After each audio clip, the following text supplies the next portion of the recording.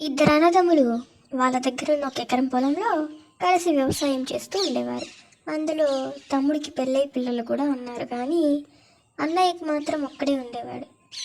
ఆ పండించిన పంటని మొత్తం ఇద్దరు అన్నదమ్ములు సమానంగా పంచుకునేవారు.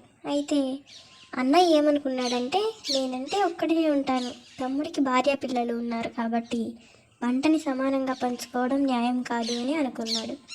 రోజు అర్ధరాత్రి తన వాటాలో సగం తీసి తన తమ్ముడి వాటాలో కలిపేస్తూ ఉండేవాడు. అయితే తమ్ముడు కూడా, మా అన్నయ్యకి వయసు పెరుగుతుంది, ఆరోగ్యం కూడా సరిగ్గా ఉండటం లేదు, ముసలయ్యాక నన్ను చూసుకోవడానికి నా పిల్లలు ఉన్నట్లు తనని చూసుకోవడానికి ఎవరూ లేరు కాబట్టి తన ఆరోగ్యం కోసం చాలా ఖర్చు ఉంటుంది అని తన వాటాలో సగం పంటని అన్నయ్య వాటాలో కలిపేస్తూ ఉండేవాడు.